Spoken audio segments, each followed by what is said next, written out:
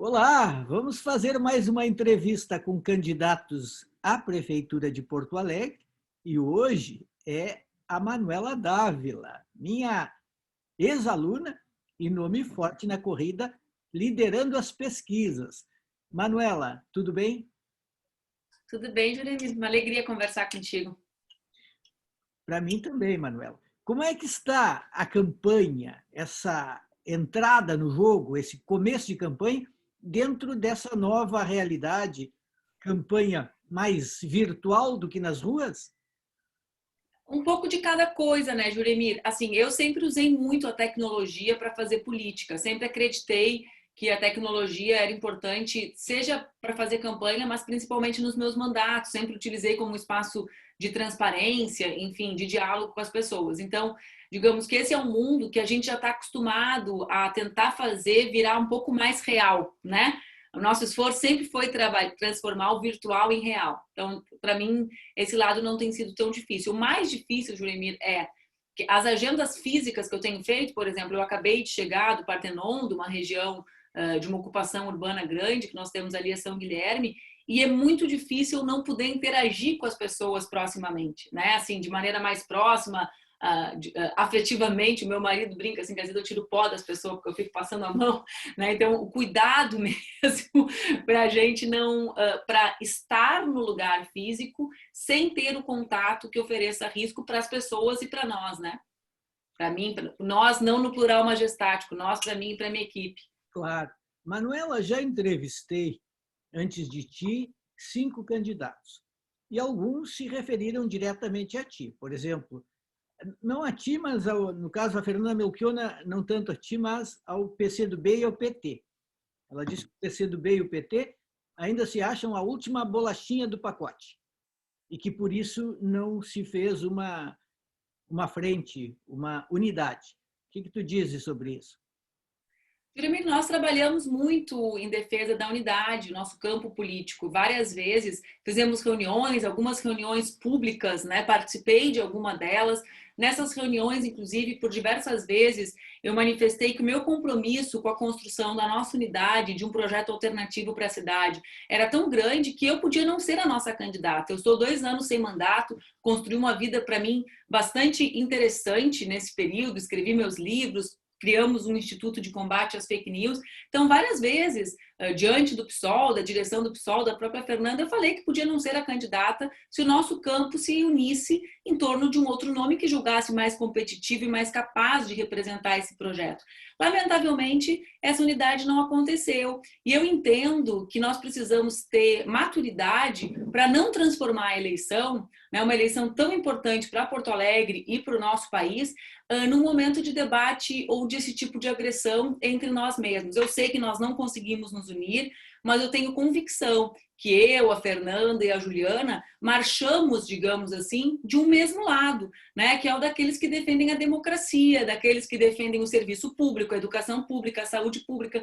E, portanto, da minha boca, né, digamos assim, tu jamais vais ouvir nenhuma das pequenas diferenças que nós temos tornarem-se grandes durante o processo eleitoral. Fiquei, confesso, um tanto surpreso na entrevista com o Rodrigo Maroni pelas críticas que ele fez. Até chamei por ali, porque era o que ele disse literalmente. Manuela e Fortunati são os piores. Para mim, o pior são os problemas que a gente enfrenta na cidade, né, Juliana? Tu sabes, eu sou uma pessoa, convivo há pelo menos 5 anos com ataques, com um conjunto de fake news, de mentiras, com redes de ódio muito poderosas, né? Eu sou, digamos assim, o alvo prioritário do gabinete do ódio, ou dos gabinetes do ódio que existem no nosso país. E eu costumo, inclusive para poder continuar fazendo política e lutando para transformar o nosso país, eu desenvolvi uma técnica de sublimar a todos esses ataques rasteiros e que não trazem à tona aquilo que nós precisamos trazer à tona. O que eu quero trazer à tona nessa eleição, Juremi? As minhas qualidades? Não. O que eu quero trazer à tona nessa eleição é que nós somos uma cidade em que as crianças voltaram para a sinaleira.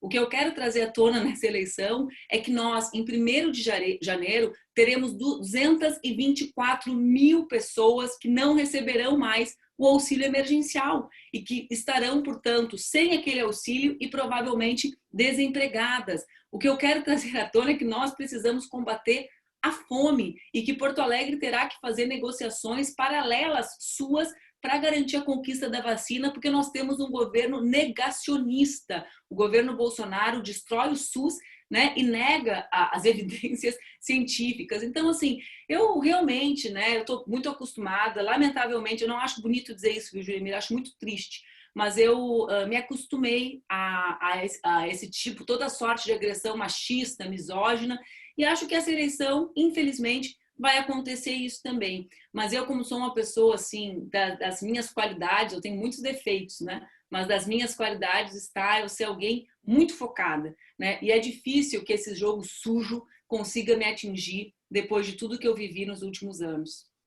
Outro dia eu até fiz um post sobre mulheres que enfurecem os machos brancos Exatamente.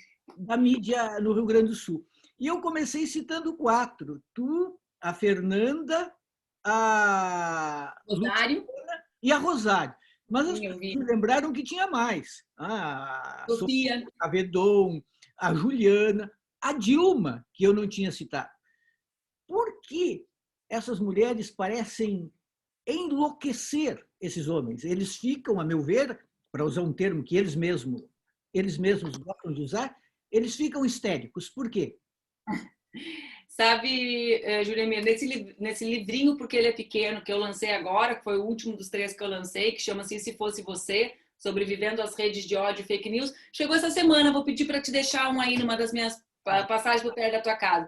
Eu justamente trabalho como o ódio, né, com pequenos textos que eu quero que tornem-se didáticos, assim, que possam ser xerocados e distribuídos em sala de aula, né, não tinha grandes pretensões, mas eu trabalho justamente como o ódio é organizado a partir de preconceitos reais da nossa sociedade, racismo, LGBTfobia e machismo, né, e misoginia, digamos assim. Existem vários estudos que mostram, estudos de discurso, análise de discurso, como a gente chama na academia, que mostram que as mulheres, em geral, são sempre adjetivadas por algum conjunto, 4 conjuntos, sobretudo, de adjetivos que tentam definir as mulheres na política. Aqueles mais relacionados à estética, aqueles mais relacionados à sexualidade, outros mais relacionados ao seu estado de humor e outros ao seu estado psiquiátrico, né? Então, é a mal amada, é a histérica, é a mal comida, é a puta, enfim, é a gorda, é a magra, né? É a roupa bonita, é a roupa feia.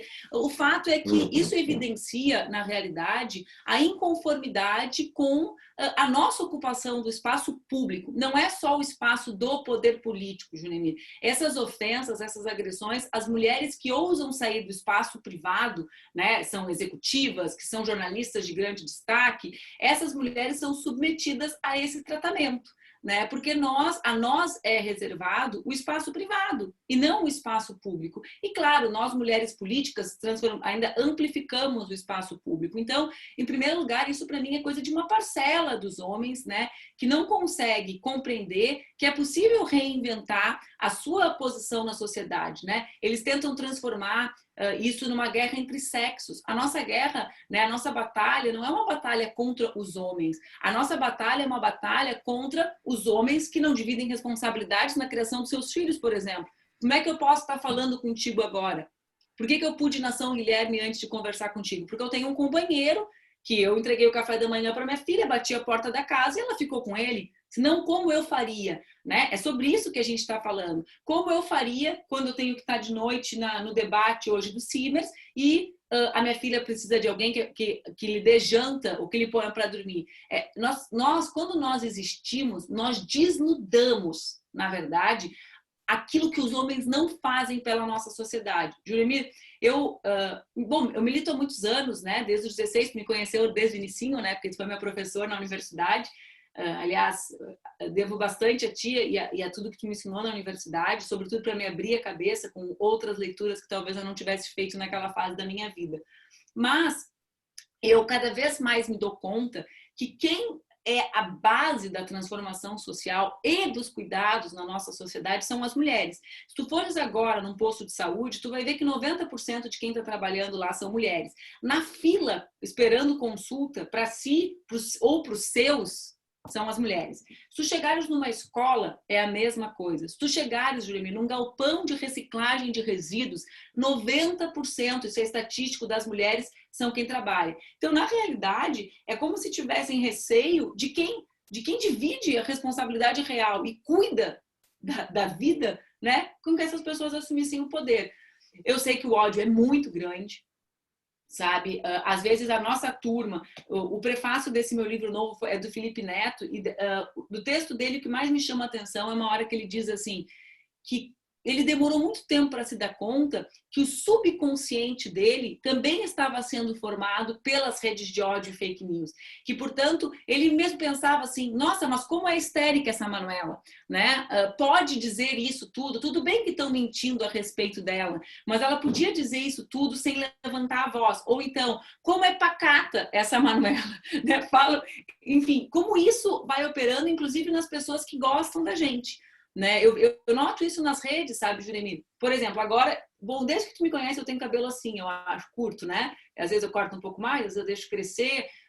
Enfim, eu acho que eu mudei muito pouco nos últimos anos, tirando o cabelo, que eu mudo uma vez por mês, mais ou menos, e pinto de colorido, assim, mas, enfim. Aí agora eles criaram, eu fiz a minha foto de campanha de camiseta. Até na época eu discuti, falei, bah, o pessoal vai me encher o saco que eu tô sem blazer. Né? Porque na cabeça do político tradicional usa um blazer. Eu falei, mas eu não quero, eu só uso blazer quando tá frio, eu não vou fazer foto com roupa que eu não uso. Tá, botei lá, fiz uns bordadinhos lindos da minha filha, esses coraçõezinhos que ela desenha por tudo na camiseta. Bom, aí eles inventaram que o meu problema é que agora eu quero parecer Beata. Eu falei, eu tô de camiseta na foto, né? É uma coisa, eu falei, nossa, uma camisa de um brechó. Eles podiam estar chamando, sei lá, nunca, porque na verdade sempre é contra nós. Quando eu fui candidata à presidência, a Laura era amamentada, eu achava que o problema deles ia ser o período que eu estava sem a Laura, né? Porque o papel da mulher, como assim que eu ia ficar um dia sem a Laura e a Laura tá com o Duca? Não, mas era tudo problema. Se a Laura estava comigo, eu estava tentando chamar atenção. Se a Laura estava semigo, eu estava abandonando a Laura. Porque o problema somos nós. Qualquer que seja. Se eu boto roupa com decote, eu tô com decote. Se eu ponho camisa porque tá frio, eu tô parecendo Beata. Se eu ponho blazer, eu quero parecer velha. Se eu tiro blazer, eu não tenho postura. Se eu falo alto, histérica. Se eu falo baixo, pacata. Se eu tenho cabelo comprido, quero parecer uma boa moça. Se eu tenho cabelo curto, quero parecer... Então, assim, é enlouquecedor, porque é sobre tentar nos calar. Só que não vai dar mais, Juremir, né? As mulheres ocuparam um espaço, eu noto isso todos os dias. Nas camadas mais populares, nas meninas de classe média, as mulheres não vão voltar atrás. O que elas querem cada vez mais é que esses homens parceiros, né, dessa mudança andem do nosso lado. Manuela, quais as principais propostas para Porto Alegre? O que Porto Alegre precisa acima de tudo e que vocês vão tentar implementar? Porto Alegre precisa de muitas coisas, né, Juremir? Mas eu entendo que a gente precisa ter prioridades depois desse ciclo, que é um ciclo político de abandono, de estagnação econômica já bastante grande. Tu vê, antes da pandemia, nós já tínhamos 18% dos nossos desempregados buscam trabalho há mais de 2 anos, então é um ciclo econômico complexo, complicado, de dificuldades para o nosso povo há pelo menos 2 anos. A pandemia chega e agrava isso. Para mim, as prioridades decorrem dessa situação econômica da cidade. Quais são elas, Juremir? A primeira, eu acho que Porto Alegre, assim como outras capitais e estados, lamentavelmente terá que fazer a sua gestão própria da aquisição da vacina. O Brasil não está fazendo isso, não tem uma política de negociação com países, tem uma política ante alguns países que têm os principais laboratórios que desenvolvem a pesquisa. Então, Porto Alegre precisará também, né, em parceria com o governo do estado, com todos aqueles que queiram ser parceiros, porque em tese deveria ser o governo federal a fazer isso, fazer a sua negociação para vacinar a população. Ponto 2, nós precisaremos, Juremir, de uma política de geração de trabalho e renda. Para mim, nós temos um conjunto de propostas para isso, mas 2 são aquelas, digamos assim, que meu olho mais brilha, porque acho que são as que têm mais velocidade para interromper esse ciclo de desemprego. Uma é uma política de microcrédito, né? Eu tinha muita antipatia por essa palavra microcrédito, que sempre parece coisa para rico, né, Juremir? Mas a gente conseguiu formular um pacote, digamos assim, uma ideia, né, com um fundo garantidor pequeno para as condições da prefeitura, para alcançar 200 milhões de reais financiados para MEIs, micro e pequenos empresários. A precarização do trabalho, Juremir, e esse desemprego fez com que nós tivéssemos nas nossas periferias, nas comunidades mais vulneráveis, muitos novos empreendedores, né? Não só pela vocação, mas pela vontade de não ser mais tratado como um mega explorado, digamos assim, sem regras no mercado de trabalho e pelo desemprego. Com 200 milhões de reais, que é o que a gente tem condições com esse fundo garantidor de conseguir para a cidade, Santa Catarina, por exemplo, gerou mais de 20 mil empregos, para fazer uma analogia rápida assim. Existe um outro tema que é pouquíssimo debatido, que são as chamadas compras públicas. Porto Alegre, segundo o Sebrae, gasta 1,7 bi do seu orçamento ano comprando. Dessas compras, Juremir, só 8% foram feitas de micro e pequenas empresas. Nós queremos atingir 20%. Isso significam 340 milhões de reais movimentados dentro da economia da cidade. Para a turma entender o que é isso, né? Isso é comprar o pão do padeiro do bairro, né, que gera emprego ali. Isso é comprar as verduras, né, as frutas dos nossos pequenos agricultores do cinturão verde da cidade. É o que chamam agora alguns, né, que estudam, de economia do comum, né, de pequenos circuitos, que é algo que o mundo, a humanidade, tem debatido com bastante intensidade. Circuitos menores de compra, de geração de emprego mais direto para a própria comunidade. A terceira questão é a volta do ano letivo. Eu, às vezes, acho que a turma debate de uma forma muito burocrática, né? O que é a tal perda do ano letivo para as nossas crianças e para os nossos adolescentes. Acho que o erro se dá, sobretudo, porque quem nos governa hoje não acredita na gestão democrática, né, Juliane? Não acredita que tem que ouvir professor, pai, mãe para chegar a uma opinião sobre a escola. Mas para nós, Juliane, vê bem, se tu andar, eu sei que tu não dirige, tu anda só de lotação, de ônibus e caminhando. Agora nem isso, né? Mas quando a gente anda pela cidade, o que a gente vê? A gente vê criança na sinaleira. A volta do trabalho infantil. Eu nunca fui adulta, Juliane, num mundo com trabalho infantil.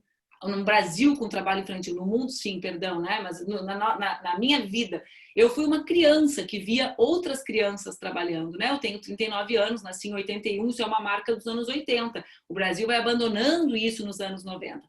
Então, para mim, a recuperação do ano letivo, ela tem relação com uma relação direta com o combate à evasão escolar e o trabalho infantil. Por isso que na nossa proposta, a renda básica municipal, que claro, tem que ser complementada com a luta pela manutenção da federal, né, mas a renda básica municipal é vinculada à permanência de crianças nas escolas. É uma congelada na nossa imagem aqui, mas normalmente ela se reconstitui logo em seguida. A conexão deu uma oscilada e estamos esperando aqui que rapidinho a Manuela possa recomeçar a falar e a expor sobre a sua... Agora, então, Manuela, deu uma congelada. Voltou. Até que parte tu ouviu, Juremir? Eu acho que pode ser... Terminando sobre a renda básica. Sobre a questão do trabalho infantil. Então, eu tenho essa preocupação, assim, como eu diria que a mim, junto com o tema do trabalho e renda, esse é um dos problemas que mais me toca, porque eu acho assim incrível como as pessoas vão perdendo a sua sensibilidade, porque a vida real nos mostra, né? Então, fecha o vidro do carro e faz de conta que a criança não está ali no outro lado, faz de conta que aquela criança não tem direito a ter um futuro que passe pela escola como a minha filha tem. E eu tenho pavor desse mundo de faz de conta que algumas pessoas se autoimpõem. Então, eu diria que a vacina, trabalho e renda e o tema da volta do ano letivo, né, como principais preocupações, digamos assim, as preocupações zero, né, Juremir, do governo. Manuela, nós temos 10 minutos e tem algumas questões que eu quero muito coloquei também para outros candidatos. Por exemplo, o que fazer com o transporte público de Porto Alegre e com o mercado público? Qual o melhor encaminhamento? Então, com relação ao mercado, eu acredito na gestão do mercado compartilhada com os mercadores, né? Com aqueles homens e mulheres que têm uma trajetória, que conhecem. A gente tem apostado muito, Juremir, naquilo que eu chamo de parceria público-comunitária, inspirada no modelo de cidades como Barcelona, né? Em que a prefeitura não precisa gerir tudo, ela pode compartilhar essa responsabilidade com aqueles que detêm o conhecimento, né? Como são os mercadores no caso do mercado. O mercado ele tem um fundo, né? Um fundo que pode garantir a sua manutenção e as obras que não foi utilizado pela administração atual. Inclusive, na sexta-feira, eu vou reunir, receber o documento dos próprios homens, das mulheres e homens que tocam, né, os estabelecimentos de dentro do mercado. Acho um debate importantíssimo, Juremir, porque é um debate sobre a descaracterização da cidade, sobre o nosso patrimônio material e imaterial. Né? Quando a gente pergunta para as pessoas qual é o problema do mercado, tirando a obra que o prefeito não fez,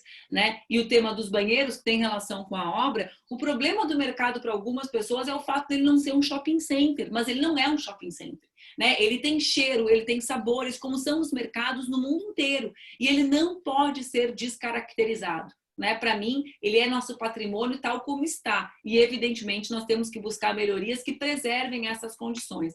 Com relação ao transporte, nós vivemos uma situação, como todos sabem, que é uma situação de crise, né? Talvez as capitais todas vivam a crise do chamado transporte coletivo. Juremir, para mim é interessante que nós tenhamos a tarifa mais cara do Brasil, interessante no sentido de que nos indica o que não fazer, né? A tarifa mais cara do Brasil, e sejamos a capital em que a população mais gasta do seu salário com transporte. O gasto médio é de 23% do salário mínimo com transporte para se locomover. É verdade que os aplicativos são um problema, mas, no sentido da disputa do passageiro, mas também é verdade que menos de 5% das pessoas se locomovem com aplicativo, Juremir, e mais de 20% se locomovem com transporte.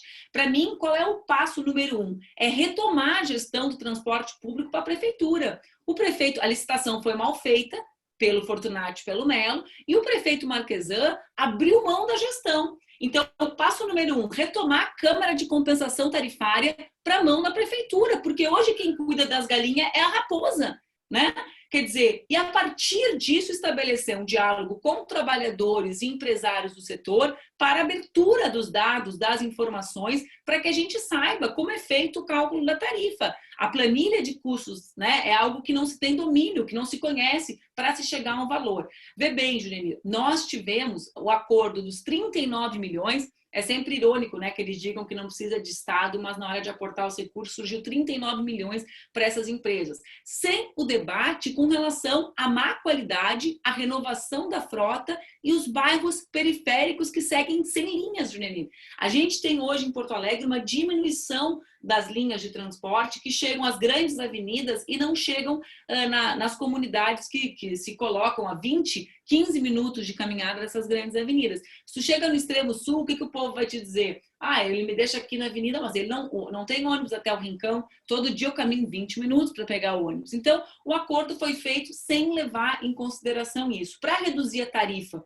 que é o nosso objetivo do nosso programa de governo, nós precisamos retomar a gestão pública, o controle público da Câmara Tarifária e abrir a caixa preta do transporte, dialogando com trabalhadores e empresários do setor.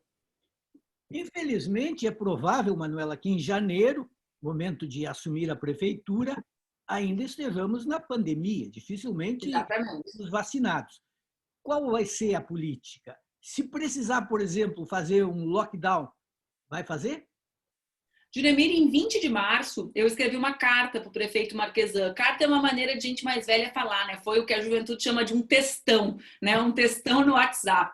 Uma carta reservada que escrevi para ele, não tornei público na época, achei absolutamente desnecessário. Mas eu queria trazer um elemento do que eu falei para ele em 20 de março.